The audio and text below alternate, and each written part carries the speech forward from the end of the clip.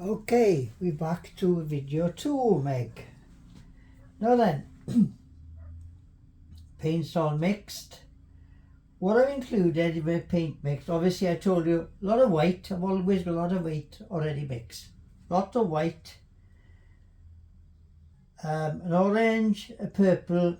What I've included, and I tend to include it all the time, is a tiny bit of a metallic paint. In this case is a metallic copper. Doesn't matter what metallic you include, metallic gold, metallic copper, metallic silver. I kind of like a metallic in my work. Don't have to have it, that's just me. It's maybe worth trying when you're experimenting early on with your PVA. Right, the first one we're going to do is called a dirty pour. It's the easiest one of all. It's my least favourite, but we'll run through this first. All you need is your paints and an empty cup. Okay, so here we go. Mix your paints up very quickly once more, because they've been idling for about 10 minutes with me by here. There's a copper mix up, my purple mixed up, my red,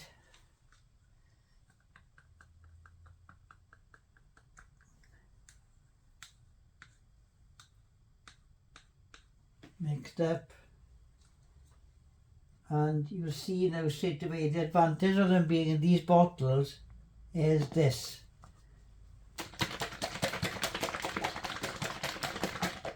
My white mixed up. Right, here we go. Always, whichever one you ever do, always start with a white. Always, always, always start with a white, okay? Now then, with your dirty pour, hold your cup about 45 degrees and slide your paint down the side, okay? So my white is going down there. Now, it's only a tiny, sorry, I forgot to say. It's only a tiny one we're doing, kind of small one. And I've put it on, I think you can see it there, a garden tray. I haven't prepared very well. I normally use like a turkey cooking aluminium tray, because they're easy. Once you use them a few times, you can throw them away. But this is one of my seed trays. Anyway, it'll do for now. And I suspended it on 2 little bits of wood going across, okay? You'll see why in a minute now. Anyway, tiny bit of white. Always hold this at the same angle, okay? So we'll go with, in the same order all the time, tiny bit of white, tiny bit of purple, tiny bit of red,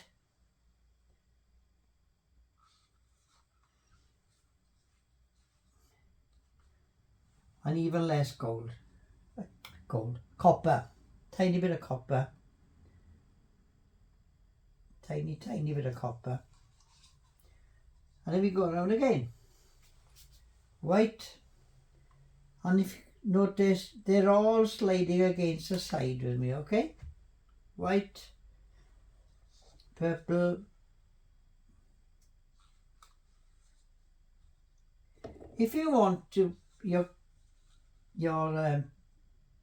dirty pour to be a predominant colour, obviously you put more of that colour in than anything else, okay? And you always finish with, yeah, you guessed it, white. You start with white and you finish with white, okay? Right. Since this is a tiny, now you can turn your pot up, okay? Now some people swirl it together, one of their sticks, and they swirl it. Now I don't do that. Well, maybe I don't do it because I don't do many of these. Now, what you do, you get your, I hope you can see this, you get your canvas, you put your canvas on the top of it, towards the middle of it, you turn it over very carefully, Okay? You put it back down on your sticks. Okay?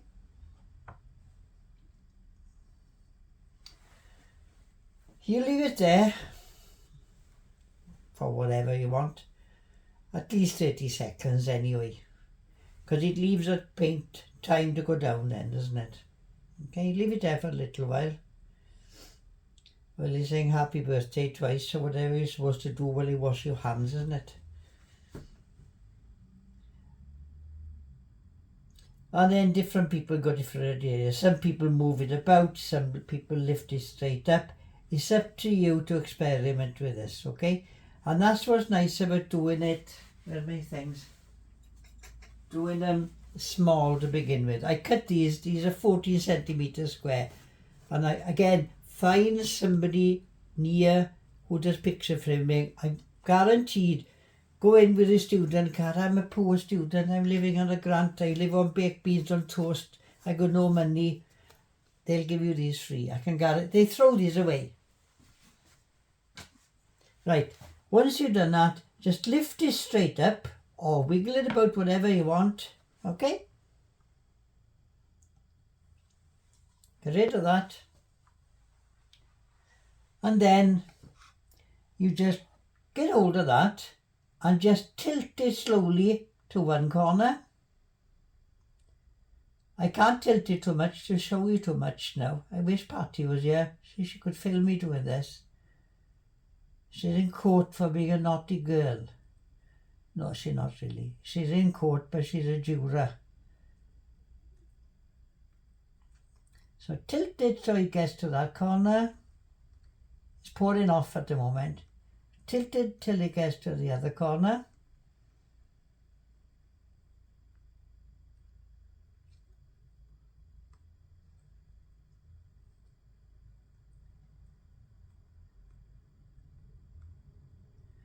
Tilt it till it gets to this corner. If you're lucky, you won't get your hands in a mess.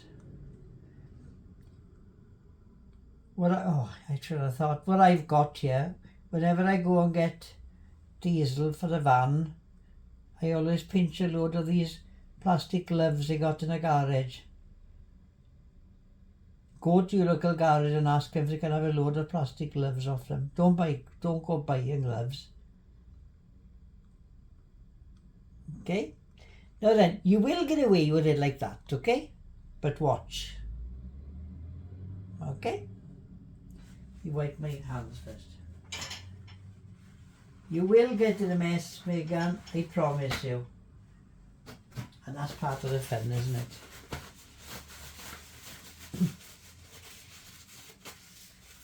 That's quite nice, that is, considering I haven't done one for a while.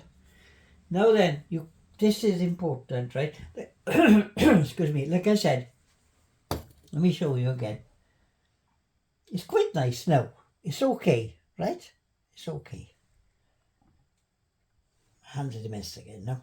It's your fault that my overalls are in a mess, Megan, right? Then you get your gun, right? You hold it a couple of inches away.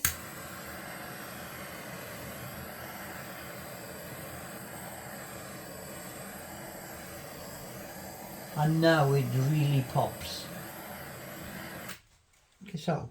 Okay. Now then, you pick it up again, right?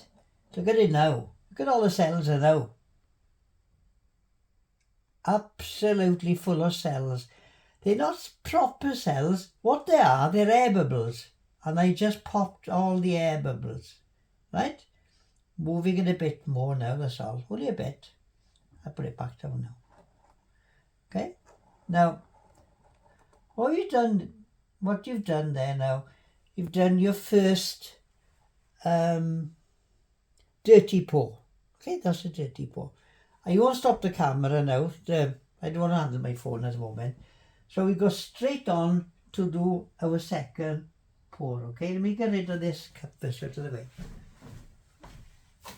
Right, that's why you need plenty of cups, okay? New cup. Exactly the same, right? Then we get two more bits of wood, okay? So what we're going to do today, we're going to do the two main kind of pours, right? So we'll do the same again. Cup at 45, whiten,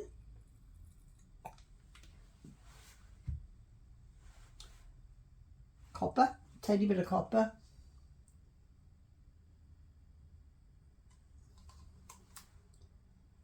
red, fed up by hearing my Mickey Mouse voice now. Purple, I'll be quiet now, I'll just carry on with it, okay? Always keeping this cup at an angle. Now that's important, that's really important, okay? Really, really important. You can't hold the cup upright, it will not work. Well, it will work, of course it'll work, but you won't get these effects, okay? I don't mind purple. If you get the order wrong, it's no big deal. If you put the cups in the right order, it helps. I think that's enough. Finish off with white, okay? What we're going to do this time is what's called a ring pour, okay? So this time we're going to keep these colours separate. Helps you find the canvas, eh? Right, here we go. I wonder if you can see that, or is it too near the camera? I think you can see it. Let me move these over a bit. Right, what we're going to do, we're going to start in the middle of the, if I demonstrate with an empty one to begin with. You're going to start in the middle, right, and just pour into the middle, like that. And as we start pouring, the only way I can describe it is you're going to have a shaky hand. So as you start pouring in the middle, you always pour in the same place and you jiggle your hand a little bit like that, okay? But you do not move anywhere. You just pour in the middle all the time, okay? But jiggle your hand a little bit as if you've got a nervous hand, okay? That's all this one is, okay? Right, here we go. This is called a ring pour. Completely different to that. Oh, better if I was in the middle, isn't it? Here we go. And you can see why it's called a ring pour.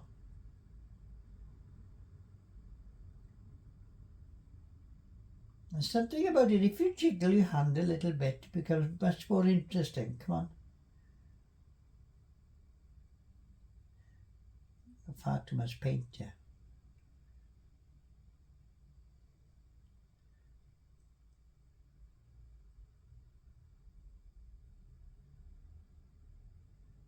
And some of these are my favourite ones. Some of these can be absolutely fantabulous.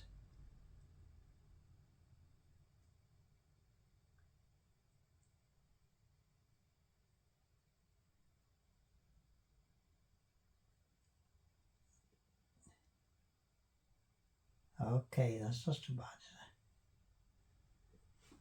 And try not to. There we are. Done that. Always have plenty of tissues about. Right, first job before I do anything with this is to fire it up.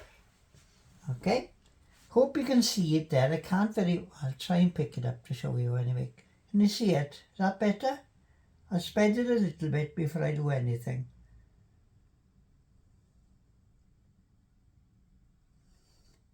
Now these obviously are a little bit harder than the dirty pour, but not much.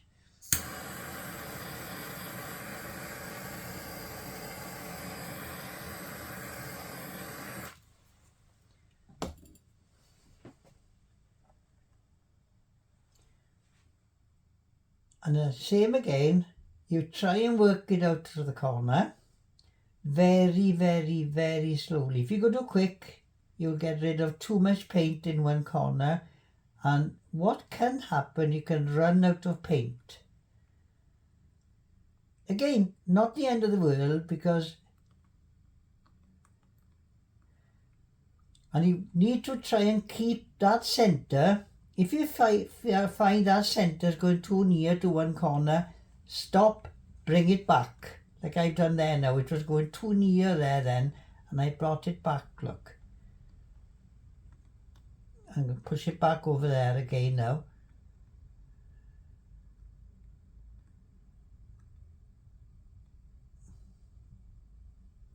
And as soon as you see going near the corner, bring it back, okay? You got plenty of time to play with it.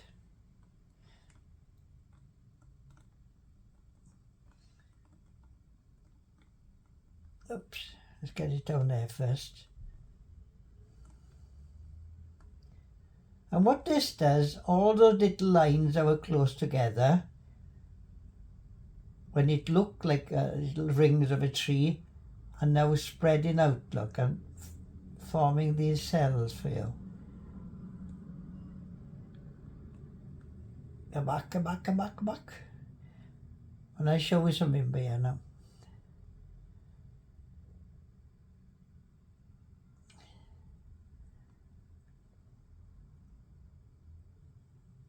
I'm going to stop there. Bring it back in the middle. Now, if you look at those two, hope you can see the two together on the video. Let me get a close please. If you look at those two together, we use exactly the same colour, exactly the same paints. I know not scientifically exactly the same amount of paint, but all but exactly the same amount of paint. And look at the difference, completely different. Dirty pour, ring pour. One more thing I want to show you, and one more thing for you to have in your armoury. Got them by here. Are these. Okay? Cocktail sticks. Okay? Now, if you notice here, where's my pot gone? If you notice here, it doesn't quite reach the corner. That's not a problem at all. Just pick some paint up from your pot, or pick some paint up from there, and just coax it across, okay? And by here the same.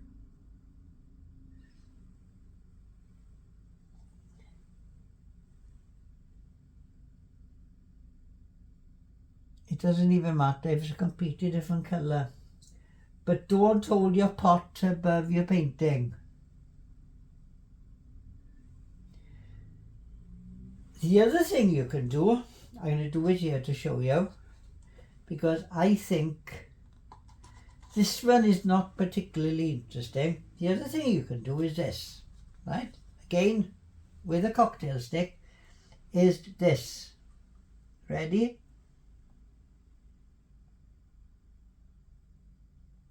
Now this is where your creativeness can come in.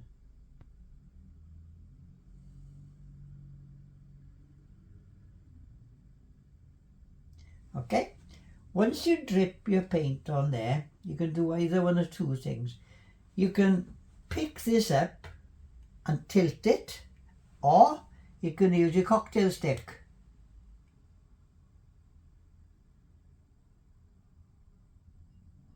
And draw it a bit. Give it a tail. Coax it a bit. Because you will find that within the next couple of hours, these are going to move all the time. It's not going to stay like that. It's worth you taking a picture of it for your coursework now. This is how it was when I created it. This is how it was an hour later. This is how it was 4 hours later. Something interesting there.